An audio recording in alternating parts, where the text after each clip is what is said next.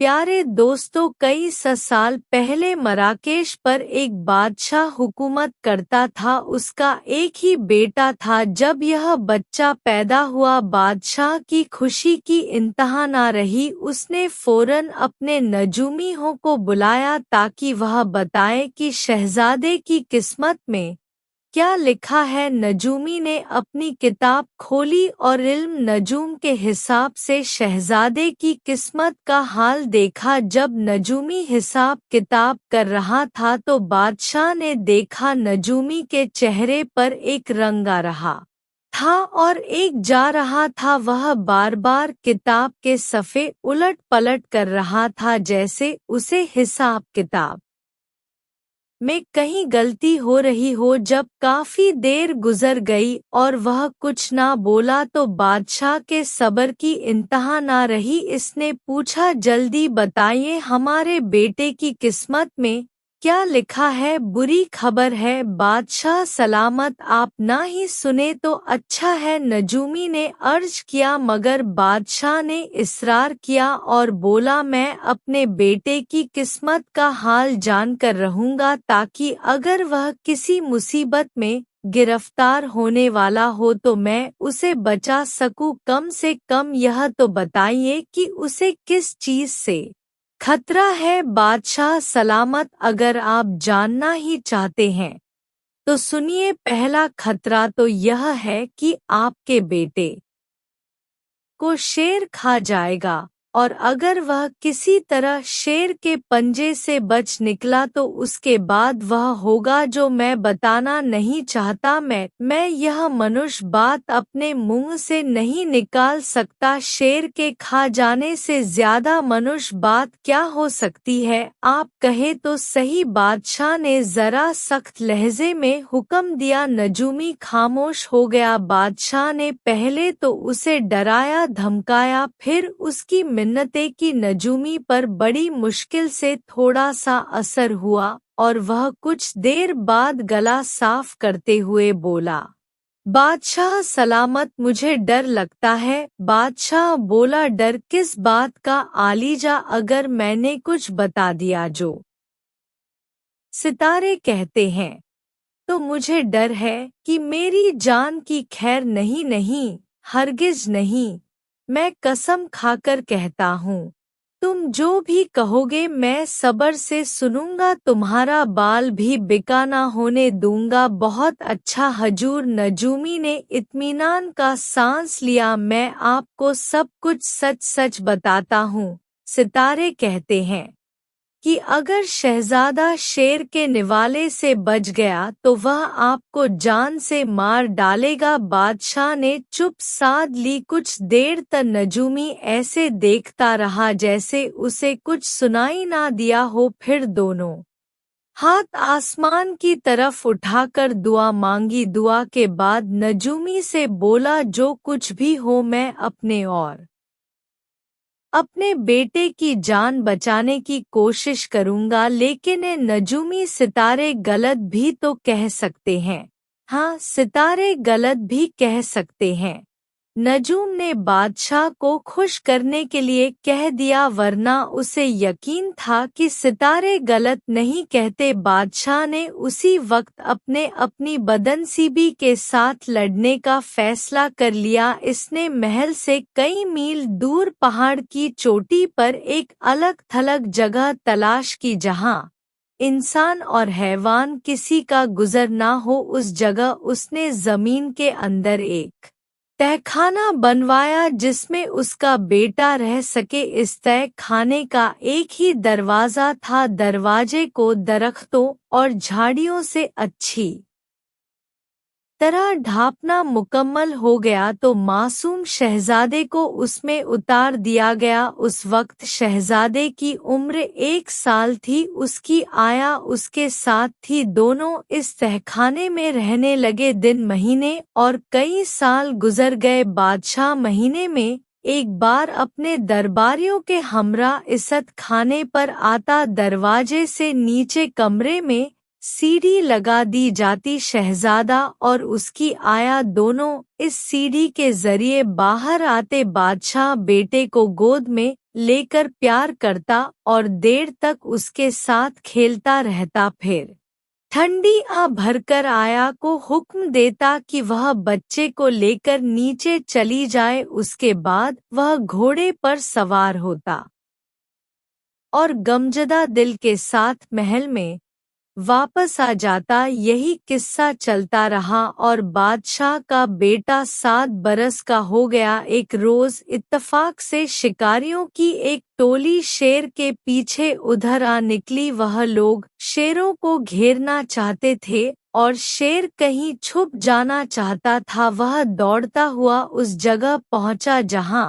तय खाना बना हुआ था। जूं ही शेर का भारी जिस्म गार के दहाने पर उगी हुई घास और झाड़ियों पर पड़ा, वह तय खानाने के अंदर जा गिरा। शेर जलाया हुआ था, उसे भूख लगी थी। उसकी नजर शहजादे पर पड़ी तो उसने उस पर हमला कर दिया। शहजादा बेहोश होकर गिर पड़ा, उसका कंधा जख्मी हो गया था। आया इसको बचाने के लिए आई तो बिफरे हुए शेर ने उसकी तिका भोटी कर दी। शहजादा ते खाने के फर्श पर बेहोश पड़ा था। इस हरसे में शिकारी शेर को तलाश करते हुए तय खाने के पास आ पहुंचे। यहाँ आकर उन्हें पता चला कि शेर के धारण की आवाज जमीन के अंदर से आ रही है। उन्होंने नीचे झांक कर देखा तो तय खाने में शेर मौजूद था। उन्होंने शेर पर पत्थरों की बारिश कर दी, यहाँ तक कि उसे जान से मार दिया। फिर उन्होंने रस्से की सीढ़ी बनाई और बड़ी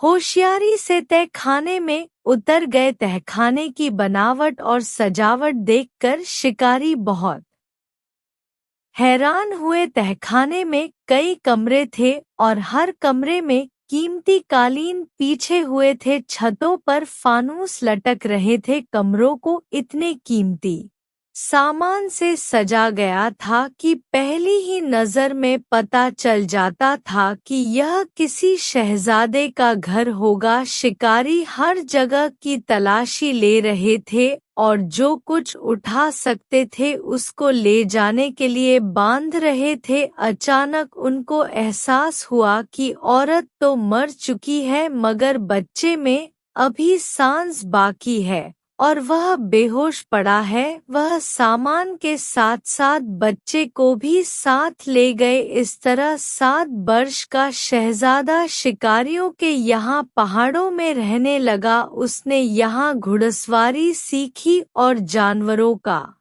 शिकार करने में महारत हासिल की। इन शिकारियों में अच्छे बुरे की तमीज ना थी, इसलिए वह बाज औकात काफिर पर हमला करके उन्हें लूट लेते और माल मवेशी हाँक कर ले जाते। इन सब कामों में बादशाह का बेटा इनके साथ होता। शिकारियों के साथ रहकर वह भी इन जैसा लापरवाह और जिस्मानी तौर पर मजबूत हो गया था। वह नहीं जानता था कि वह कौन है और कौन इसके माँ बाप हैं।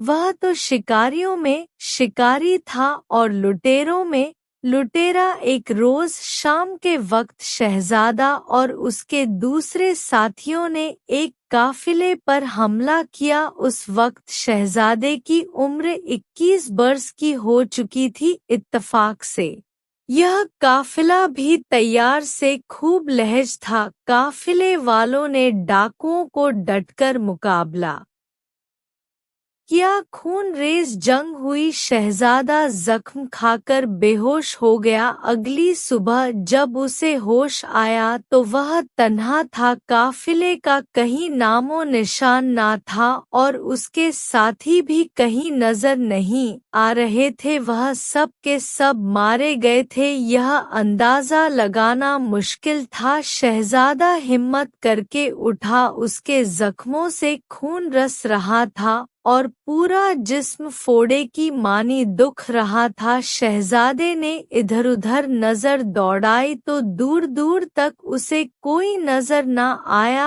आखिर हिम्मत करके वह उस रास्ते पर चलने लगा जिधर से एक दिन पहले वह और उसके साथी आए थे, उसका ख्याल था कि इस तरह शायद वह अपने साथियों से जा मिले। अभी वह ज्यादा दूर नहीं गया था कि उसे एक शख्स मिला जो किसी खजाने का खोज लगा रहा था। यह खोजी भी अजीब किस्म के लोग होते हैं, पगले से दीवाने से, लेकिन इनमें एक खास बात होती है, वह यह कि यह लोग अपनी धुन के पक्के होते हैं और छुपे हुए खजानों की तलाश में जंगल जंगल सहरा सहरा घूमते रहते हैं।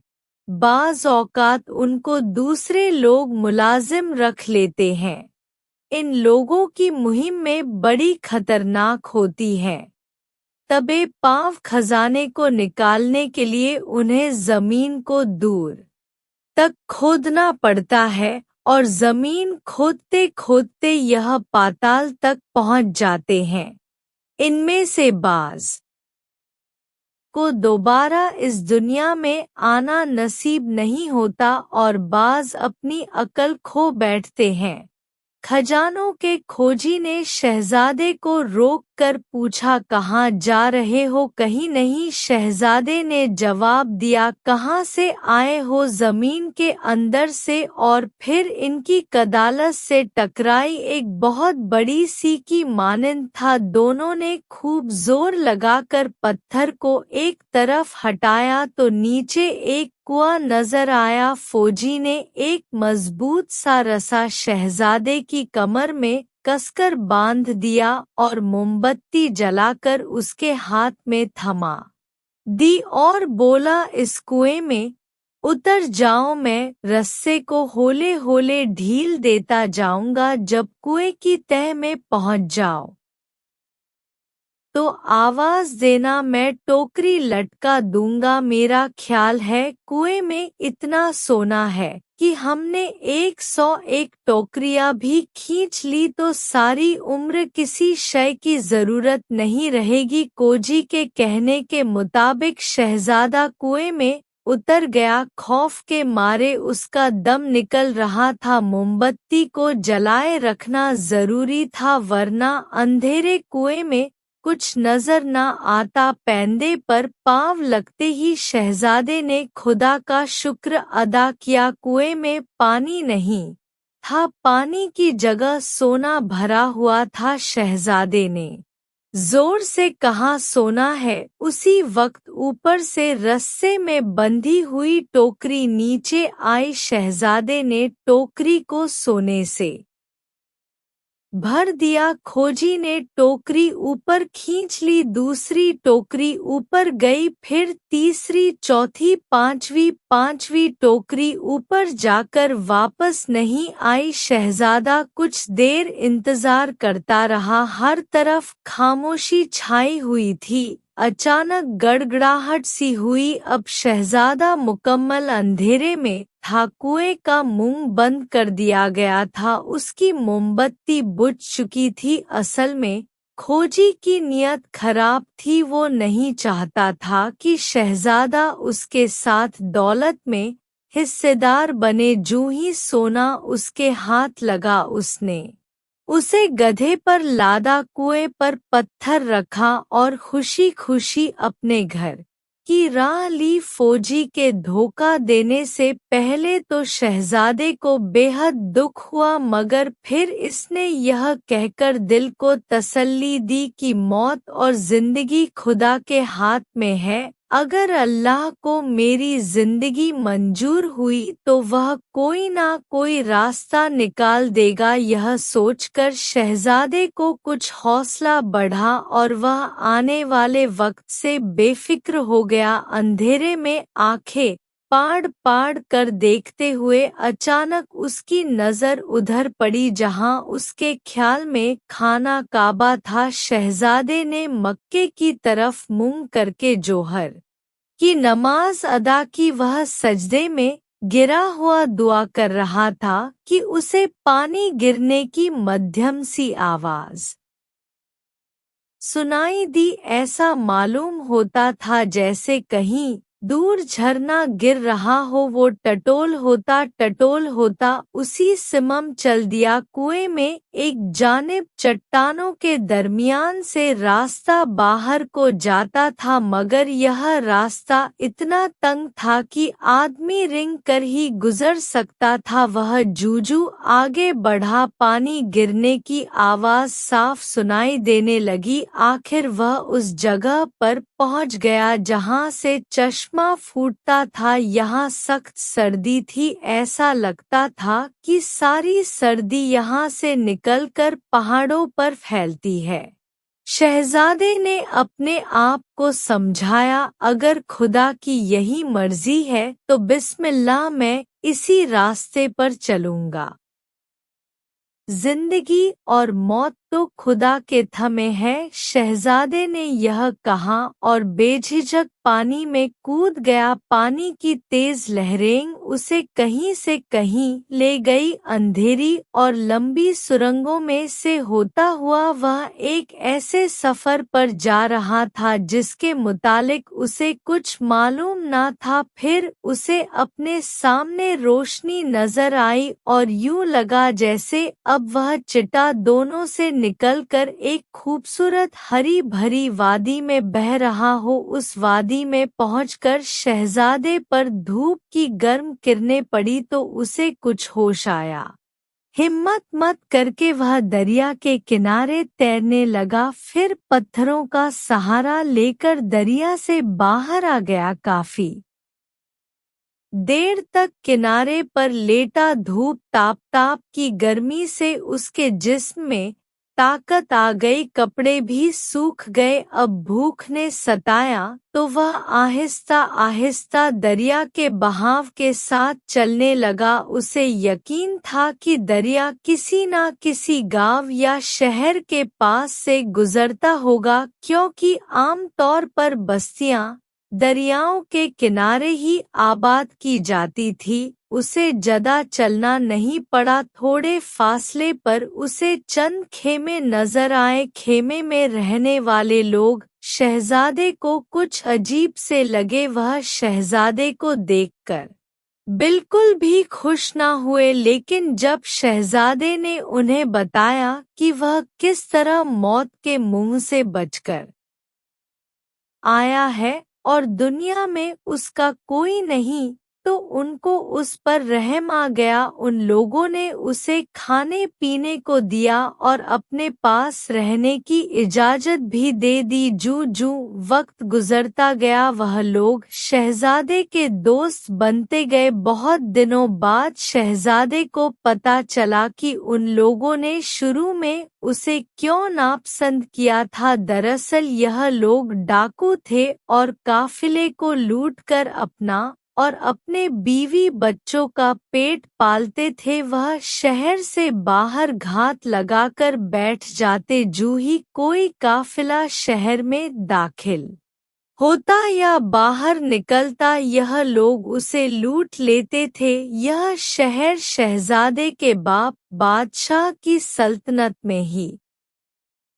था। शहजादे को इन कज़ाकों की जिंदगी बेहद पसंद आई। वह जल्द ही इनमें घुल मिल गया। मेरी किस्मत में यही लिखा था, मैं इन्हीं के साथ रहूंगा, शहजादे ने अपने आप को समझाया और कज़ाकों में शामिल हो गया। इसी तरह कई महीने गुजर गए। शहर के लोगों ने बादशाह से दरख्वास्त की कि हमें कज़ाकों की लूट कसूर से बचाया जाए। लुटेरों के हाथों उनकी जान हर वक्त खतरे में रहती है। शायद ही कोई काफिला होगा जो बगैर लूटे पिटे शहर में दाखिल हुआ हो।